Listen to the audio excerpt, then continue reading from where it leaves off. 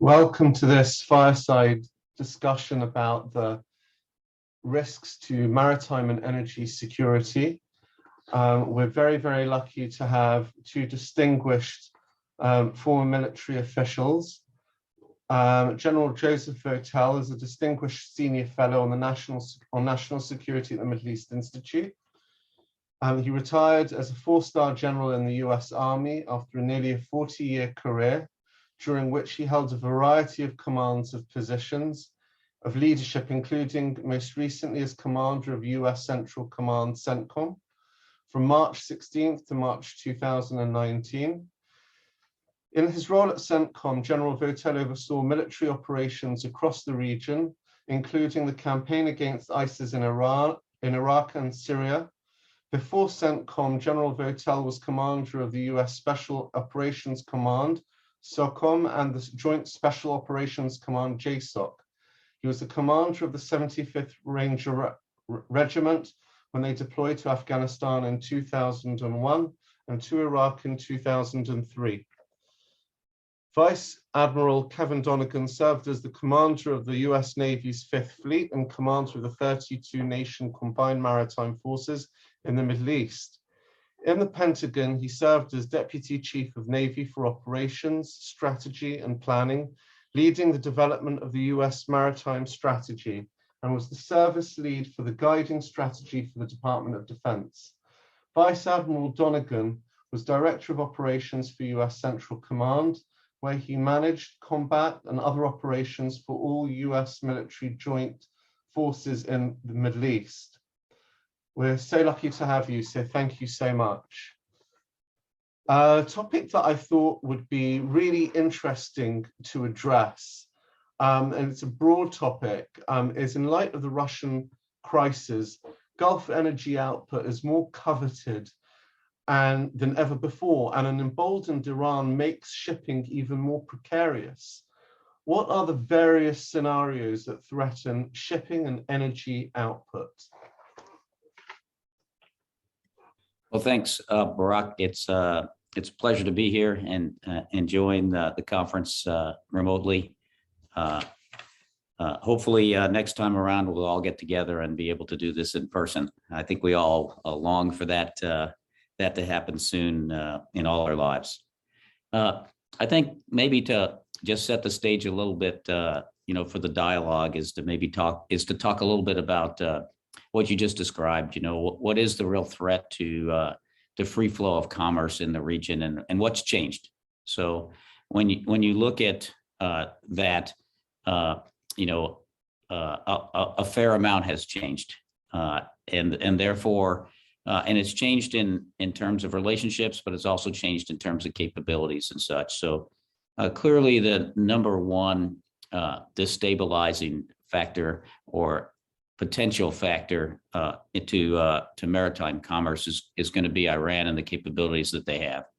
General Kurilla, when he testified before Congress, his comment was that Iran was the number one destabilizing factor in the region. I don't think that's changed. And as you look at this, we used to look at the threats to shipping from Iran to be centered on the Straits of Hormuz. And, that came to bear very clearly when Mercer Street was attacked by a drone, right? And the bridge of the ship was exploded, and they killed two folks on the bridge. And that's the kind, and the malign behavior there can be from that all the way to putting mines on the sides of ships and blowing them up, to unmanned suicide boats that have hit ships, to the missile technology that Iran has to be able to get at ships. And we used to, as I said, seem to see that focused on or near the Straits of Hormuz, which is a threat, of course, to when that happens, it can impede the flow of commerce out of the Straits of Hormuz. And to give a rough sense, there's 42,000 ships that kind of go through per year the Straits of Hormuz. So it's not a small amount, and a significant amount of oil, especially going to Asia. About 75% of the oil that goes through the Straits of Hormuz goes to Asia. But what we've seen happen different. I mean, the thing that has happened now, and it's really been because of the conflict in Yemen, has enabled the Iranians to have a capacity to also threaten shipping all the way over into the Red Sea. And that's a different, with the same capabilities, with those same missile capabilities, with those same attack boat capabilities, with putting mines there, which they've done either via the Houthis, which they've done in some way. Whether they're directly controlling the Houthis or not, the capabilities that the Houthis have came from Iran, and they're being and they've been used to do the same thing with the flow of commerce in the Red Sea side. So that's different because the Bab el-Mandeb Straits, which is at the southern end of the Red Sea, is also strategically important. Now, remember, I said a fair amount of oil that goes through the Straits of Hormuz goes to Asia, but pretty much most of what's going through the Bab el-Mandeb and up through the Suez Canal is going to Europe. And that includes both oil, a significant amount of oil. It includes natural gas. It includes tons and tons of agricultural cargo that's destined to both Europe and the United States and elsewhere in the world. So it's really significant.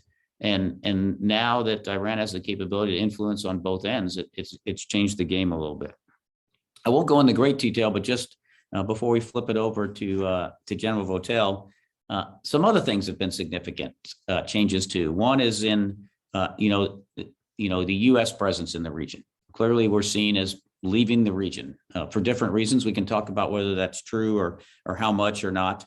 The backdrop of that is our relationships with the UAE and with Saudi Arabia are in a different place now. You saw that most recently the two leaders of that country have didn't want to take President Biden's phone call when he wanted to talk to him about more oil to be able to get to Europe, into the market with what's going on in Russia. But there's other things related to relationships that have changed. Number one is the Abraham Accords have been signed. So there's a normalization between some of the Gulf nations, especially the UAE and Bahrain, to Israel. And that's pretty important. And where that goes is important. But one of the interesting things about it, I think that can only go to its full potential if U.S. leadership is involved in that. And each of the nations there have told me that as I visited. So there's more related there, not the least of which that is the Israel has become part of the CENTCOM area of responsibility now, which we can talk about.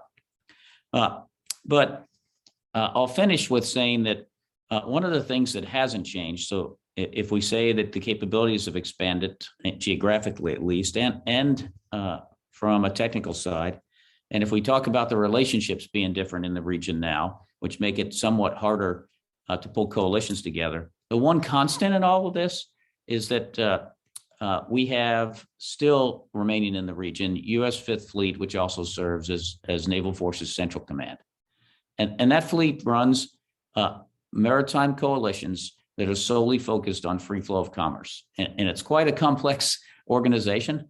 But there's 34 nations in that coalition, which is pretty powerful, and potentially here the Israelis may become the 35th nation. So that in and of itself adds a bit of complexity. But what it really does, I think, is serves to be the base of the stability we want for flow of commerce, if that makes sense. So I'll just stop there and see what comments General Votel has and see where this discussion goes. But that just sets a little bit of the framework of the things that have changed and also what we hope stays the same and stays as the centerpiece. Thanks, Kit, and you did a great job kind of teeing that up, and it's great to be with you. And Barak, thanks for the opportunity to talk to this as part of this forum that you're leading here. In the vein of keeping the main thing, Iran is in my view is the greatest concern, the greatest threat to maritime security, and certainly the flow of energy out of the region, full stop. Kid talked about the statement of our incoming CENTCOM commander as Iran being the most destabilizing force in this part of the world. I would venture to say that every CENTCOM commander going back perhaps as far as many of us can remember has made the same statement. So there's nothing new about this. But as Kit has pointed out, what is different is that Iran is much more capable, and they're much more emboldened, in my view. And I think this is a real concern, particularly at a time. At the time we are right now, we've watched. Kid talked about some of the attacks on maritime vessels, but certainly we've been watching attacks perpetrated on the UAE and in the Saudi Arabia by Iranian proxies in the form of the Houthis, who are completely enabled by Iran, and Iran has not paid a price for this. So I think this is a real concern, and like most of these kind of malign actors, they are looking for opportunities to disrupt things, to get into the dialogue, to further their objectives. And in this very critical time that's now come together in the world over the Ukraine invasion, I think it could potentially give Iran opportunities to actually move forward and conduct disruptive activities and have an impact on energy flow. I mean, certainly you can't pick up a newspaper or look at a web article or watch anything on TV where we're not now talking about energy, gas prices, everything else, and we're talking about it in our country, but we know it's even more exacerbated in Europe and others. So there's a real opportunity for Iran, and we have to really take this seriously as we move forward. And so I do think this is a likely scenario that we certainly could see. It's certainly not the only one that that could pose risk to the maritime environment and energy security. We've all seen the impact of natural disasters and weather and environmental issues as well. And there is human error and ignorance out there that contributes to this, and there are other criminal elements and other things that can potentially disrupt this. But when you look at what could really impact objectives, what could really impact supply chains, it really does come back to this capability that Iran has developed and is now really exported around the region, frankly. I'm sorry, it's really not my place it's meant to be a free-flowing conversation between you and Catherine Donegan, but I wanted to just ask, why do you think Iran has, you've both made the point that Iran has enhanced its capabilities, and I just wanted to know why that has happened. I can understand now if the US wants to unravel sanctions, that will reward them for bad behavior, giving them even more reach and even greater capabilities to conduct malign activities with impunity. But why do you think that they have reached this point of increased capabilities? And start and Kid can jump on as well. I mean, I think as you look at the U.S. military and the capabilities we have developed over time, Iran and I think a variety of other actors have watched and made the conclusion that competing with the United States in a military sense head to head is probably not a great strategy. And so what you have seen is actors like Iran and others that have moved to develop asymmetrically strong capabilities here that can go after vulnerabilities and exploit advantages that they have. So, the ability to kind of flood the zone with FACS and FIACS is a real concern, and to be able to cover that with shore-based missiles and missile systems and mines and other things like this. I mean, they've been able to develop this layered capability, and they've been able to focus on that while we've been doing a variety of other things. So, I think they do this because it helps hedge. It helps give them some advantage. It keeps them a player in this, and it gives them a way to inflict, potentially inflict damage onto the United States or our friends and allies without really causing a major response from us to quell that. I don't know, Kid, what do you think? Yeah, I think I absolutely agree, General, and I will add a couple things to that. For one, the Iranians also use this maritime domain for illicit purposes beyond just attacking. They have used it to violate UN Security Council resolutions in terms of embargoing arms from going into Yemen, for example. And if it's not, they don't have a land bridge into Yemen, so their way of getting these things that they're using to attack in the Red Sea is by doing it illegally through the oceans and then directly to the Houthis. And it's also an additional resupply route, and has always been a resupply route for Hezbollah, even though they have now a land bridge almost that they can use to resupply Hezbollah to the north. It is how they have kept this capability in the hands of others that they can say have done the attacks as opposed to themselves, while they're completely behind the attack. So, and the reason, and this is difficult. People think that because the nations of the world are talking to Iran about a nuclear deal, that will keep these things from happening. And I just wanted to say that these type of things, Iran will not give up the capability for. And the best I can tell, and I'm not on the inside of the nuclear talks, but from everything I read, there's nothing that's going to restrict these kinds of malign behaviors or capabilities that the Iranians have to continue to do this in the nuclear talks. Instead, they're focused on other things, not these capabilities of missiles that they have, anti-shipping missiles, not these capabilities to lay mines that they have, not any restrictions on the malign behavior. And to add, to make it even more complex, there's interest now in trying to get Iranian oil to Europe if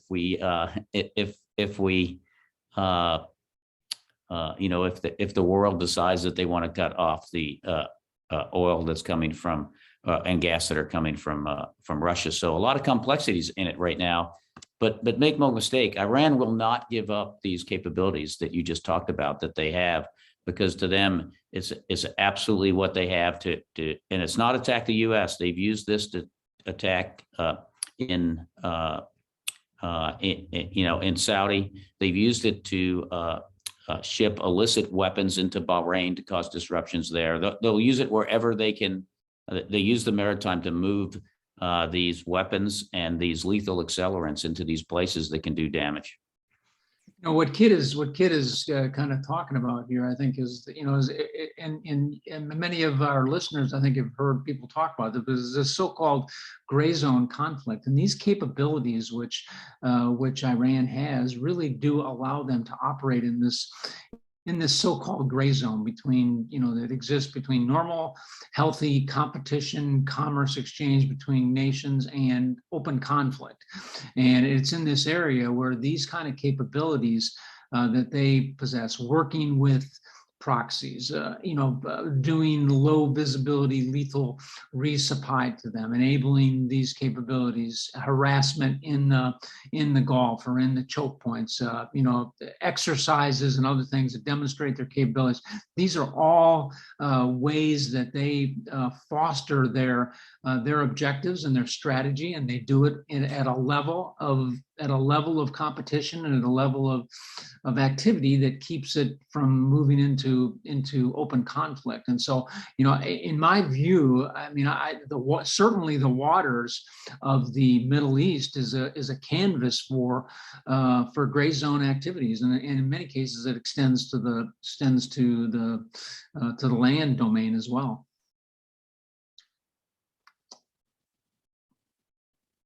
So I don't want it to all be doom and gloom, because I want to get back to what I said was the constant in all this, Barak, which is that the nations of the world recognize this, and that's why there's 34 of them that are together trying to ensure that this commerce flows.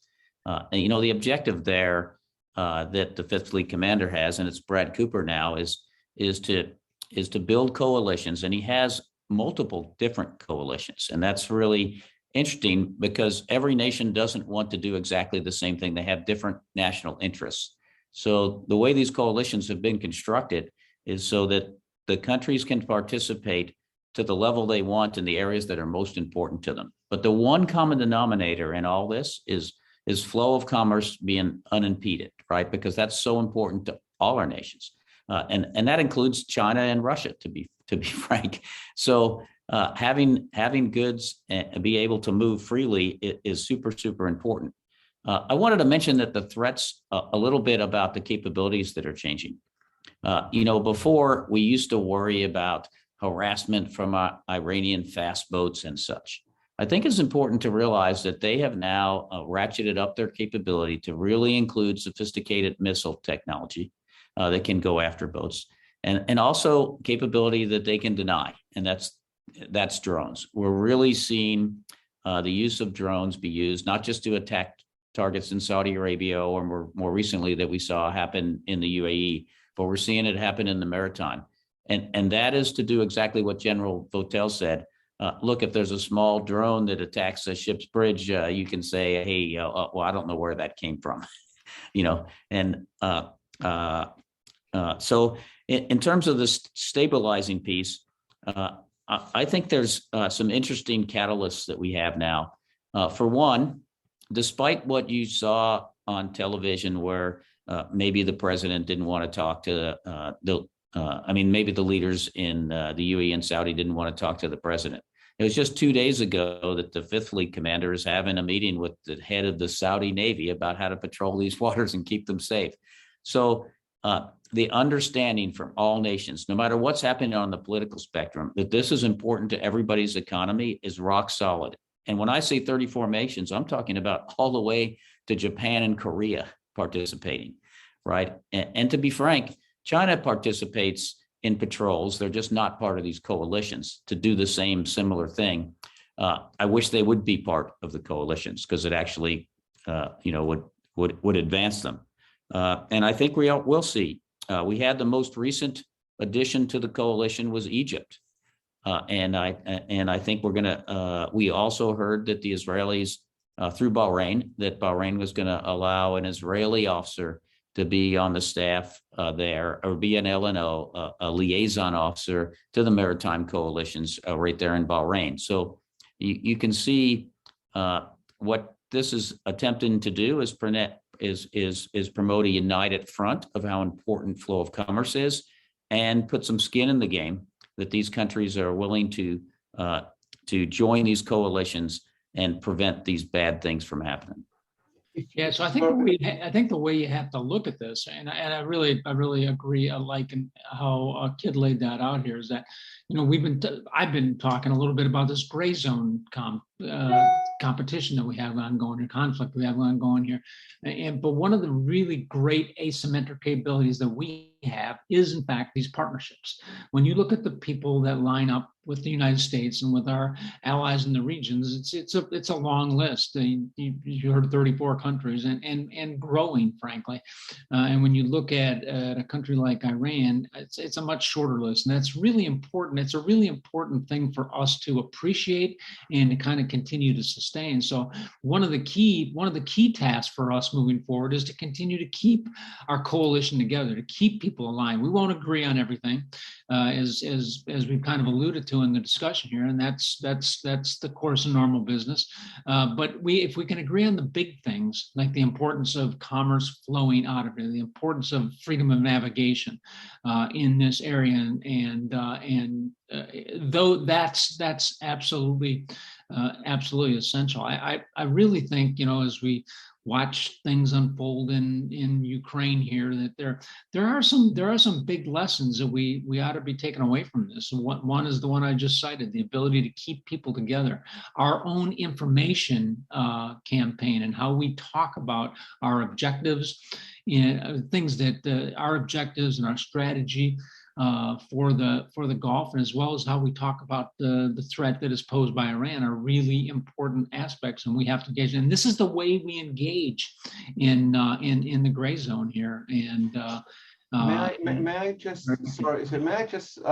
challenge you both on just a point, and it's on your point about the gray zone activities. And it sounds to me as if the partnership capabilities, which is based on the different nations' interests and their USPs as well, it seems as if it's mirroring the gray zone activities in that these are just tactical responses, and it's not underpinned by robust strategic policies towards Iran.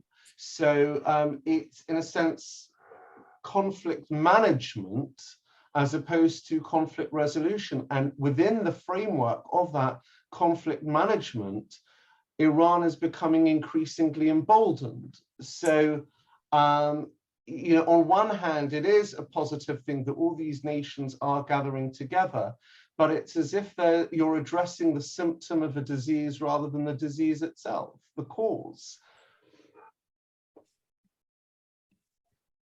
Well, I guess to some extent there is a management aspect that goes on a day-to-day basis here, you know. But at the same time, we do have a strategy, particularly with the current administration here in the United States, of engaging Iran to address at least some of the threats that they pose in the region.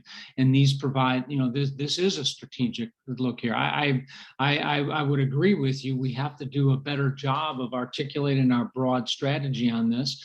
The United States has some challenges in this particular area. We need to talk about our interests in the Middle East vis-a-vis other areas, and how we continue to pursue, you know, our objectives in this particular region as well. So there's no doubt that it has, but I do believe there actually is a combination of what you refer to as kind of the tactical activities, but there's also certainly some strategic overtures that are taking place. So Barak, what I'd say to that is, you know, you're not wrong in what you say to some extent, that you know, when you're saying, are we addressing the direct cause? And when you look at Iran, though, you have to look at what is the predominant and most significant threat that Iran can have, and that's a nuclear weapon, right? So you can see that that's why the world is focused on that task. And if you think of this task that we're talking about at Maritime as a supporting role to that larger task, it's my great hope that we don't end discussions in nuclear talks with just what the Iranian sanctions are and nuclear, that we take that further to get to this malign behavior piece. So an answer to your question is, I think that is imperative, and it is important for the nations of the world. But number one, they want to ensure that we're not going to have a nuclear armed state in the region there that has that may have a propensity to use the weapon for, you know, hopefully that would never happen, but they actually stated that if they had that weapon, you know, they've been on record as what this isn't any more conflict management. Then you're actually saying it's one step further. It's interdiction, isn't it? That's what you're really saying. I'd say, you know, the interdiction part is maybe people would like to see a lot more of that. But there is an interdiction part when it's supported by law, right, and international norms and rules. So if there's UN resolutions, there's an interdiction part, and some nations participate in that, and others choose not to.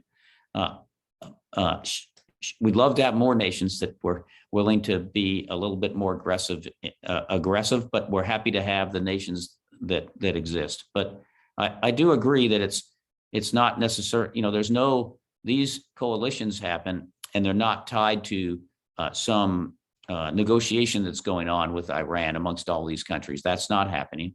But there is negotiations going on with Iran in multiple countries, including the U.S. now. So as those things happen, you know, it's my great hope that it progresses, not just from this priority of nuclear, but it moves into how do we address the missile threat, and how do you address the malign behavior threat?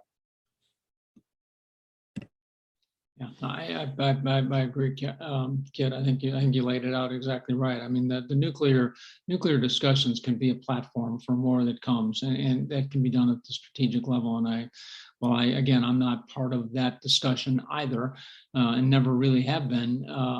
But I think that is, you know, you use the word hope. I think that is exactly right. I mean, establishing dialogue is really important in this region, as it is in every region, frankly. And that is the way that we can get to addressing the longer term issues, which I think we all agree has to be done.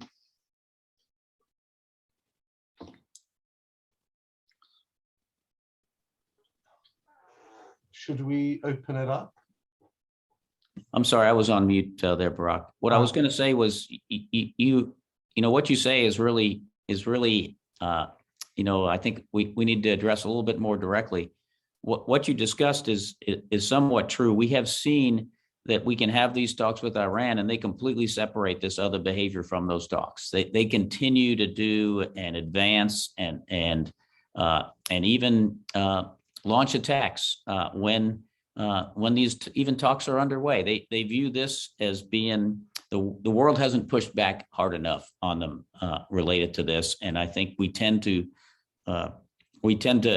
want to have so much proof that it was Iran that did it that we are slower in our responses as we should be as a world. I'm not talking about from the U.S. side. Well, sorry to interrupt. I would actually echo what you're saying, but I would take it to another place.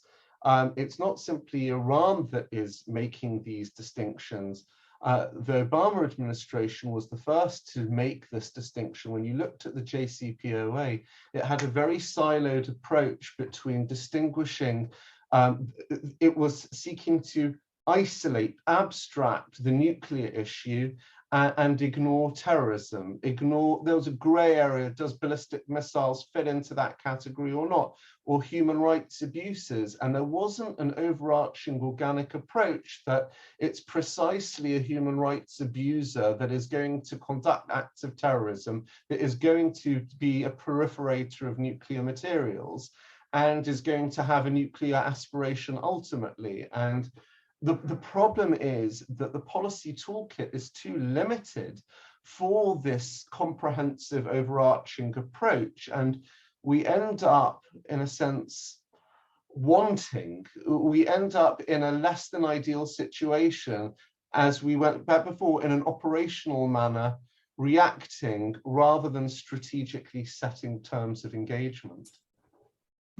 Well, I think that everything you said could be twisted and interpreted a different way. I take a little exception with referring to ignoring the terrorist activities that Iran has supported or not addressing some of the human rights issues and stuff like that. I'll just give you a perspective from a former CENTCOM commander. I was frankly glad that we had the JCPOA because it addressed a major threat in the region that I did not have to worry about, frankly, because we were checking. We had people going in there and investigating and inspecting all of that, and they were being held to an accountability. It certainly did not address all of the challenges of Iran, and I think that was well known going into it. And I think as both Admiral Donegan and I have said, I mean, I think there, I don't know that this was the overall strategy, but I do believe it was the belief that if you got a platform of cooperation on a particular issue or agreement on a particular issue, particularly big issue like nuclear weapons program, that it provided an opportunity to expand it to other areas. It goes back, Barak, I agree. From where I sat in NAVCENT, I would say that that's exactly how I viewed it also, and that it didn't solve what issues I was dealing with every day. There's no way that wasn't going to happen, and I don't think this next deal is going to do that either. But when you look at go back to what I said earlier, it's about prioritizations, right? And what can you achieve with negotiations? And we'd all love to be able to achieve a final a win here and have the malign behavior stop and the nuclear threat go away. But we also have to be realists and understand that I don't know that negotiations are going to achieve that.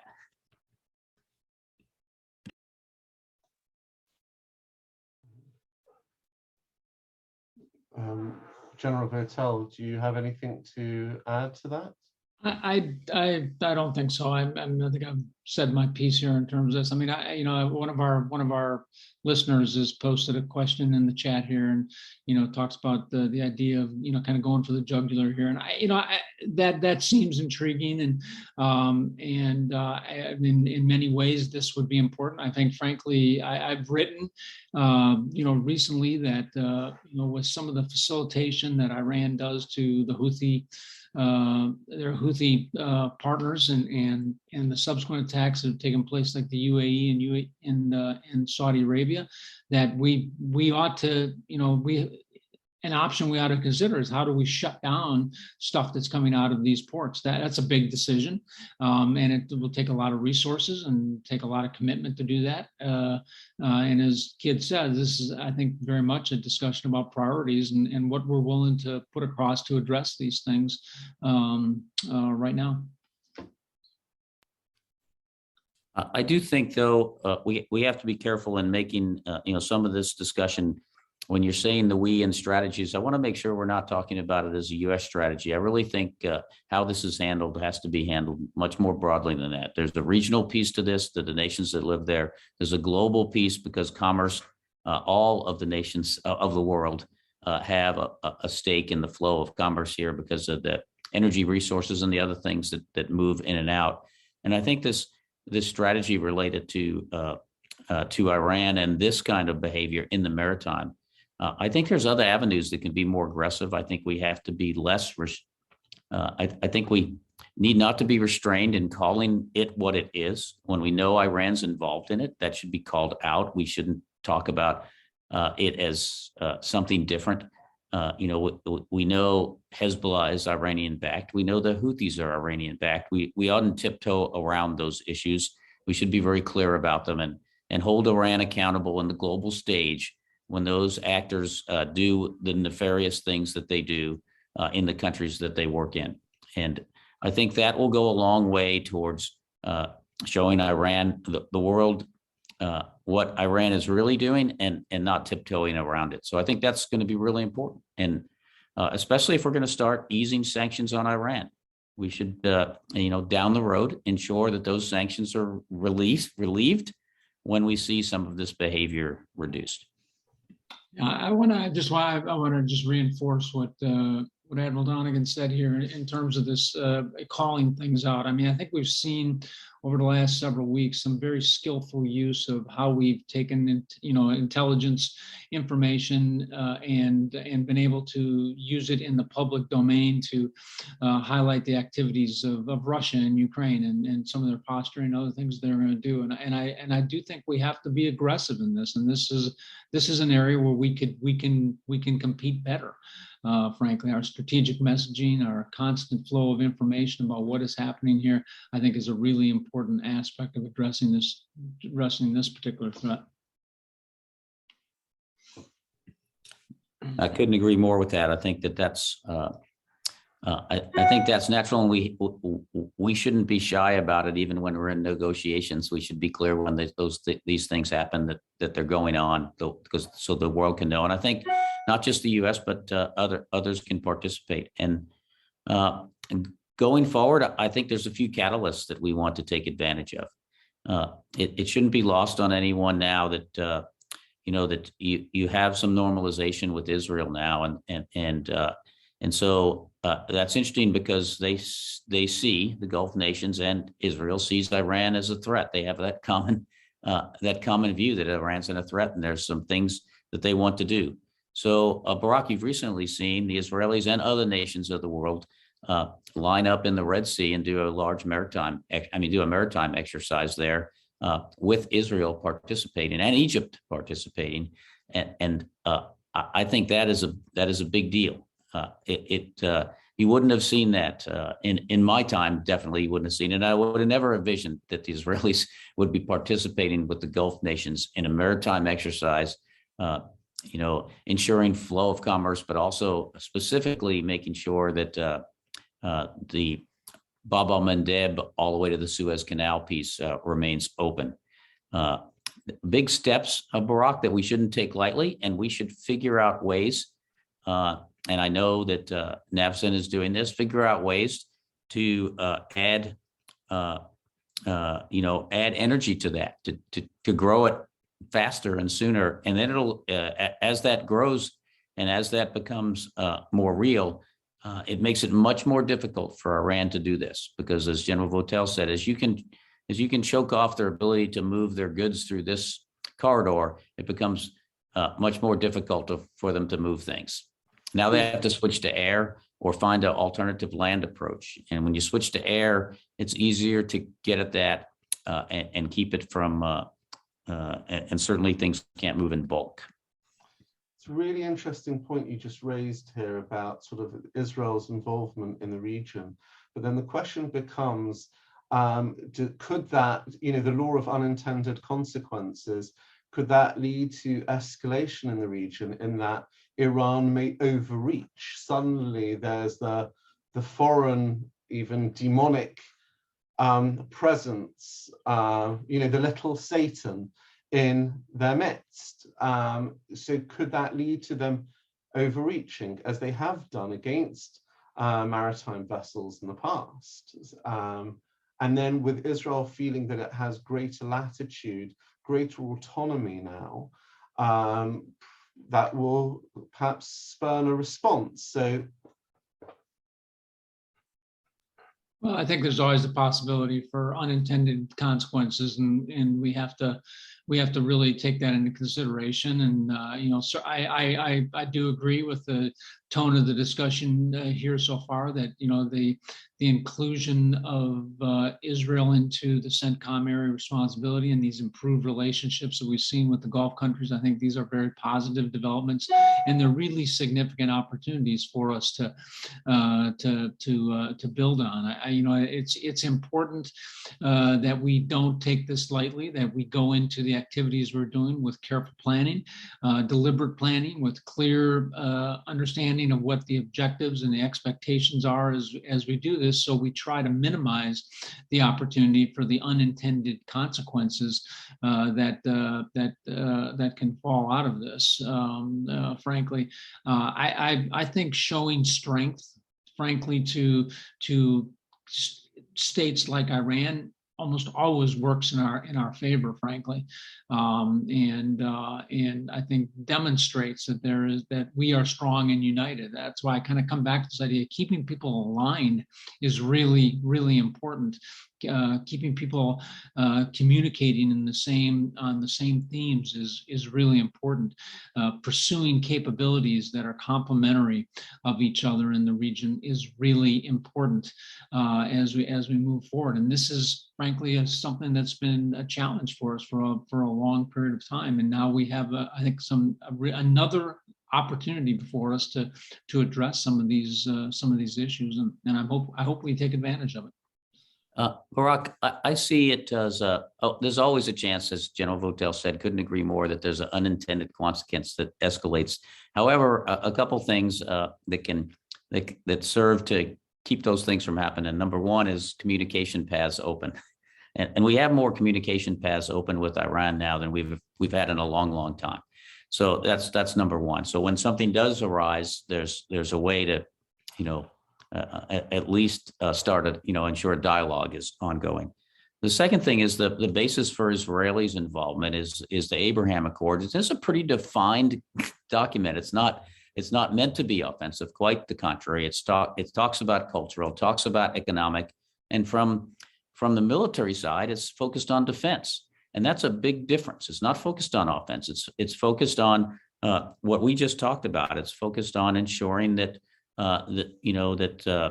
together, the things that those nations are working on are in the interest of all those nations, but it's not focused on an offensive capability. And if you've seen anything talked about right now, it's, folks are interested in how to use technology and integration capability from Israel to defend against drone attacks and things like that. And that's the absolute great use of that Abraham Accords in the right way, that can avoid what you were talking about from happening. And I think we're going to see more of that. And the only person that could, it's really hard to argue against that logic that you're building and enhancing the defense, not offense, of nations that are part of any group, if that makes sense, Barak. Um, Thank you so much. I just want to know if you want to open this up to the public, if anybody sort of amongst the broader group wants to wants to ask a question.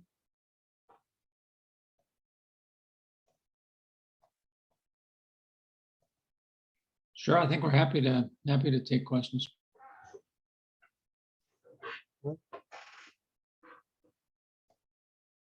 Well, I said to an earlier speaker where there was silence, it seems as if your responses were so comprehensive that you preempted any potential questions that could have emerged. So, look, I think we can then draw this conversation to a close. Do you both have any final statements that you would like to make? Any final thoughts before we wrap this up? Yeah, I just have a final thought, and that is that I want to get back to the perception that the U.S. is leaving the region, and I just because you have two U.S. Former commanders from the military here in front of you, and we both spent a lot of time in that region and watched a lot of U.S. treasure and resources and blood lost. And spent in that region. Yes, we've left Afghanistan, and maybe the way that happened wasn't the way that we would all have liked to have seen. But that said, the U.S. interests in the region are going to remain. Our U.S. Central Command headquarters is going to remain focused on that region. You're going to see the Navy's Fifth Fleet and NAVCENT continue to live and breathe and run these coalitions in the Middle East. You're going to see them on the forefront of things like the Abraham Accords, and that's good, because when the U.S. is involved in this, the objectives and goals are international norms and international rules, and doing things that are in accordance with those things. And I think that what you will definitely see in the future is continued U.S. leadership in the region. The numbers of things we have there may not be there, but remember, naval forces are inherently a maneuver force. If they need to be there, when General Votel was in charge, he could get them there if there was an absolute need for them, because they can move. So don't worry about that so much. I think the key thing to pay attention to is U.S. leadership there, and I think you see that U.S. leadership is still there. You still see, you still see a focus, and we'll see a continued focus from Central Commander on the region. You still see the U.S. leadership in the White House focused on this region, and you're going to continue to see at the tactical level the Fifth Fleet Commander continuing to lead these coalitions the way that he's done. General. Yeah, Kid, I think you said it really, really well, and I'm glad you raised this last point about this notion of us leaving and leaving the region. I think it's an important one to recognize, and you addressed it really, really well. We have if you look at the interests the United States has in this region, they have been enduring for a long period of time, whether it's freedom of commerce, whether it's addressing the proliferation of weapons of mass destruction, or it's maintaining a favorable balance of power, or safeguarding our own homeland, or those of our friends and allies from terrorist threats that may emanate from the region. These have been long enduring interests, and they will continue to be going forward. And so it will be important for us to do that. It doesn't necessarily require that we have huge, land task forces and massive military capabilities that are always present in the region and live there on a regular basis. I mean, I think everyone would certainly like something like that, but that's not the world in which we live in. And what is important are the relationships and the ability to get forces into the region when we need to, and to continue to pursue activities that really support and contribute to protecting not only our interests, but the broader interests of the region, which I think everybody generally shares. General and Vice Admiral, I really appreciate your insights, and I'll tell you why. I'm not saying it politely. as a strategist, one can take sort of 1,000-foot view and take a global perspective of, withdrawal from Afghanistan, not really responding to Hong Kong. And one could draw the wrong conclusions about the US's staying power in the Middle East. And I think that your experience, the fact that it's so weighted in the operational level, and the fact that you know how things actually operate, your perspective is sort of rather different. And it's quite enlightening, because it causes a paradigm shift for armchair strategists such as myself that could have easily have reached the wrong conclusion. So you definitely have introduced an enormous amount of nuance. You spoke beforehand about the gray zones. Well, you've created a gray area in my thinking, in that it's become more nuanced. I appreciate the complexity of what's actually going on in the region. So I'd like to thank you both so much for this fantastic session. It's been a real treat. Thank you so much. Thanks, Barak. Have a great day. Thanks very much, Barak. Bye-bye. Take care. Bye.